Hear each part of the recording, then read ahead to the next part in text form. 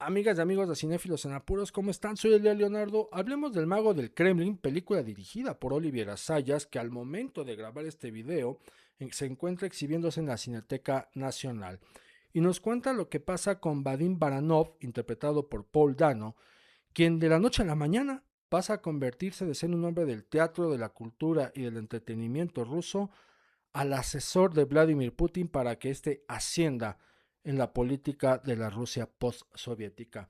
¿Cómo entrarle? ¿Cómo leer esta película? Vamos por partes.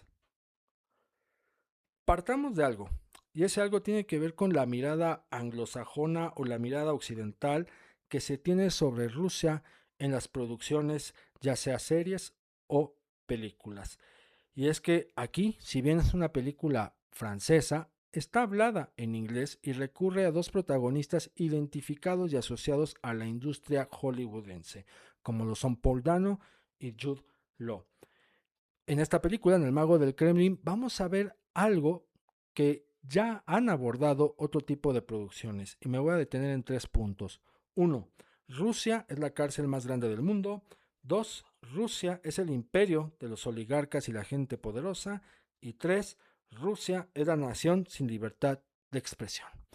Incluso en series que se consideran menos serias y hechas para entretener o que son percibidas incluso como desechables, podemos apreciar esta lectura que se tiene acerca de Rusia. Por ejemplo, lo podemos notar con Arrow, que nos cuenta lo que pasa con Flecha Verde Oliver Queen. Oliver Queen, en un episodio, viaja a Rusia para ayudar a su amigo John Diggle en aras de liberar a una persona que está encarcelada en una prisión rusa. John Diggle se va a entregar voluntariamente a las autoridades para ser prisionero y entonces sí llevar a cabo su plan. Va a compartir celda con un hombre que le dice que está ahí encerrado simple y sencillamente por pensar distinto al gobierno en turno. Es decir, estamos viendo que Rusia es una nación sin libertad de expresión. También vamos a ver un personaje que le dice a Oliver Queen que en Rusia todo es posible y que nada se castiga siempre y cuando se tenga poder. Estamos viendo que Rusia es el imperio de los oligarcas y la gente poderosa. Y esa cárcel, aun que esté inmersa en una serie desechable de superhéroes, es la metáfora de que Rusia es la cárcel más grande del mundo. Así que en series y en películas, así es abordada Rusia, ¿no? Hay esta percepción, hay esta observación, y así es como se mantiene y se preserva la narrativa sin importar de dónde venga el libro escrito, que porque en este caso pues está basada en la novela de Giuliano da Empoli, que a su vez está basando en la figura de Vladislav Surkov, quien fue el ideólogo del Kremlin. No importa, les digo, de dónde venga el libro, de dónde venga el guión, de dónde venga la producción, cuando en el mundo anglosajón y en el mundo occidental ya hay una línea muy marcada de cómo se tiene que retratar y cómo se tiene que abordar a Rusia. Lo único que cambia es la producción.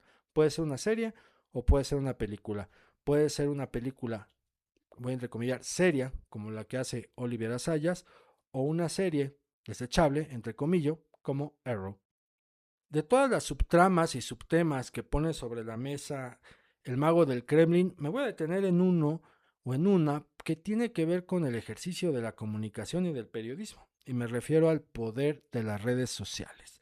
Y es que Vladimir Putin, interpretado por Jude Law, es un hombre de esta era, es un política de estos tiempos, del siglo XXI.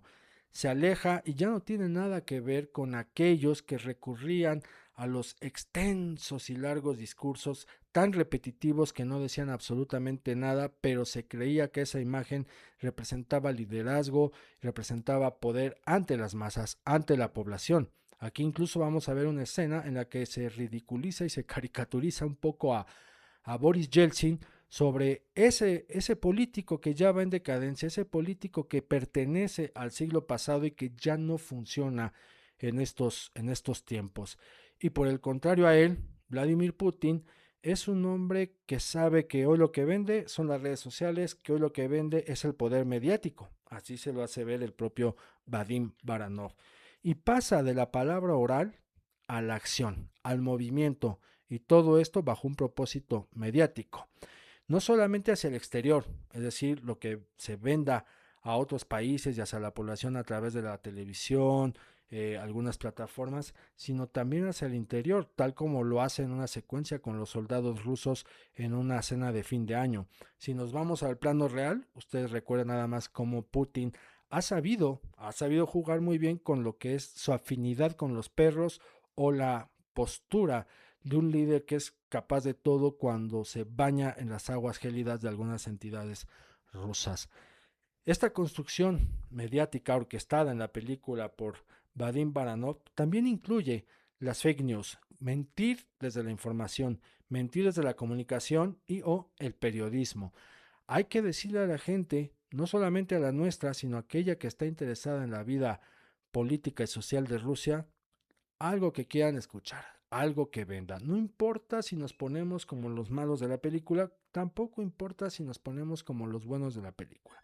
Lo que queremos es que se hable, que se hable, que se hable. Y que las mentiras terminen siendo una gran verdad. Y es que acordémonos que entre más se repita una mentira, termina siendo verdad. Y ahí es donde, ¿qué rol jugamos nosotros como audiencia y como público? ¿Nos interesa confirmar, corroborar la información o nos creemos todo lo que nos dicen? Y allí es donde entra la mente perversa y maquiavélica de Vadim Baranov, que dice, bueno, pues, si nadie nos cuestiona y si nos cuestiona, no importa, sigamos inundando de mentiras a las redes sociales, a la gente, porque les gusta, porque a final de cuentas la mentira vende, la mentira gusta. Y lo que es más peligroso, la mentira termina posicionando a los líderes políticos en distintas naciones, lo podemos ver aquí en el continente, la mentira termina posicionando a celebridades, a deportes y a deportistas. Y entre más se mienta, mejor. Y entre más grande sea la mentira, 1000 veces mejor. ¿Qué es verdad? Y esta pregunta de ¿qué es verdad? La podemos hacer no solamente desde lo que es la orquestación de Vadim Baranov con las fake news, sino también desde la propia película de Asayas, que es una ficción, pero también con sus mentiras. Ahora bien, la película carece de tensión. Hay momentos que se prestan para ese choque, para ese trance emocional, más aún cuando estamos viendo a una figura maquiavélica y elucubrante de la vida política de Rusia.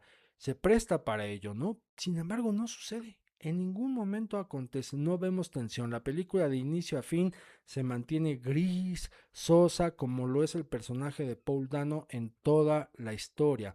Y miren lo que son las cosas y qué ironía, que esa falla, justo esa falla, permite prestar atención y observar uno de sus grandes aciertos y una de sus grandes cualidades, el diseño de producción. Y es que el diseño de producción lee muy bien no solamente los aconteceres de las transiciones políticas y sociales, sino también los planos emocionales de estos personajes cuando podrían entrar en un conflicto, cuando podrían estallar, que no ocurre con ellos a nivel de guión ni de dirección. Sin embargo, el diseño de producción sí lo hace y lo podemos notar en las recámaras, las oficinas, los edificios, las construcciones, las casas, los bares, los trajes que usan, los peinados, los exteriores, interiores, esas escenografías, o sea, en todo el diseño de producción lo podemos estar apreciando y no hace falta que nos digan esto ocurrió en tal año, esto ocurrió en tal lugar, no hay necesidad de eso porque a nivel visual todo esto se nos está informando y se nos está diciendo. Estamos viendo cómo cambia de un momento a otro, cómo cambia un lugar de acorde a su respectiva época o, les repito, con base en las transiciones emocionales de cada personaje. Así que notable el diseño de producción por encima, muy por encima de lo que es la narrativa en cuanto a guión y dirección, que apuesta por hacer un trabajo soso y parco de algo que daba para más.